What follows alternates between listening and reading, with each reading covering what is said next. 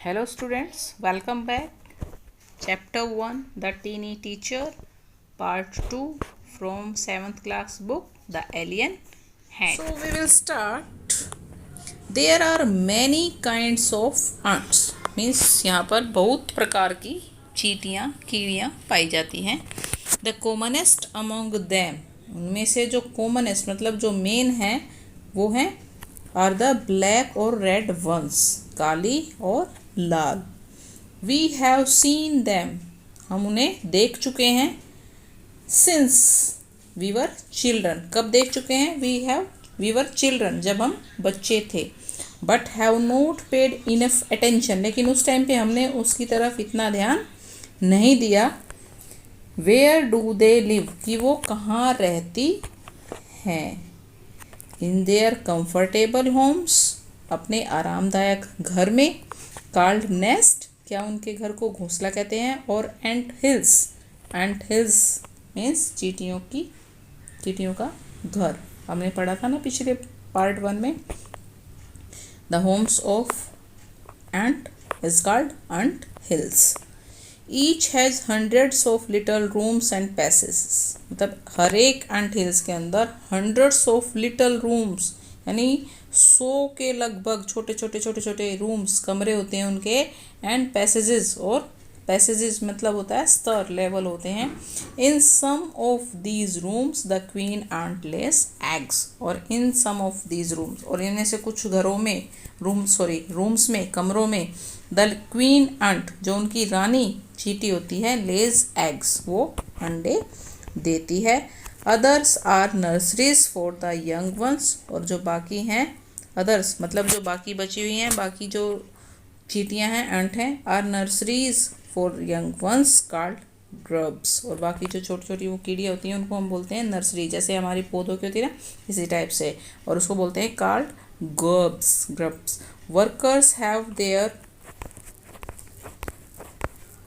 Reserved quarters, अब जो workers होते हैं, काम करने वाले होते हैं वहाँ पर, उनके पास कुछ रिजर्व्ड क्वार्टर्स यानी उनका कुछ एक अलग से स्थान, प्लेस होता है, रेजिडेंशियल प्लेस होता है. They spend most of their time searching for food, अपना ज़्यादातर समय, दे स्पेंड वो बिता देती हैं, मोस्ट ऑफ देयर टाइम अपना ज़्यादातर समय searching for food.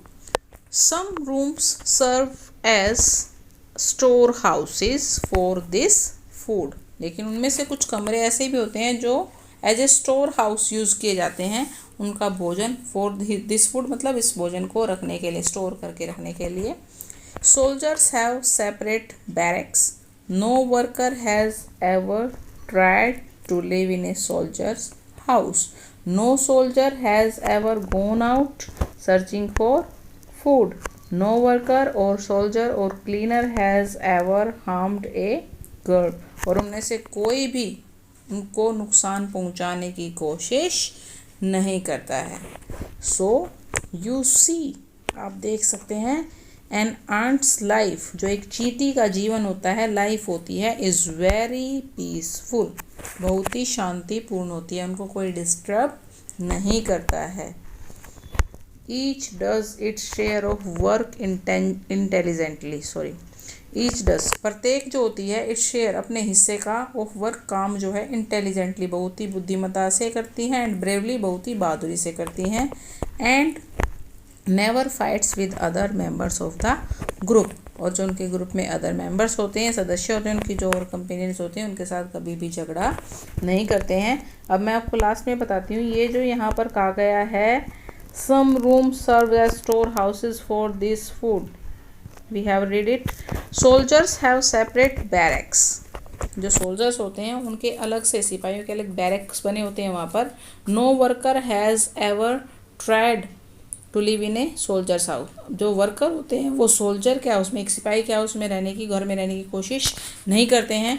No soldier has ever done out searching for food, और जो सोल्जर होते हैं वो कभी भी, एज ए एंट हिल्स की बात कर रही हूँ मैं, has ever gone out searching for food, वो कभी भी खाना ढूंढने के लिए नहीं जाते हैं. नो वर्कर और नो सोल्जर, यानी ना तो कोई वर्कर और सोल्जर और cleaner has even ever harmed a girl, मतलब जो चींटियों का घर होता है, कंफर्टेबल हाउस होता है, एंट हिल्स होते हैं, उसको कभी भी नुकसान पहुंचाने की कोशिश नहीं करते हैं।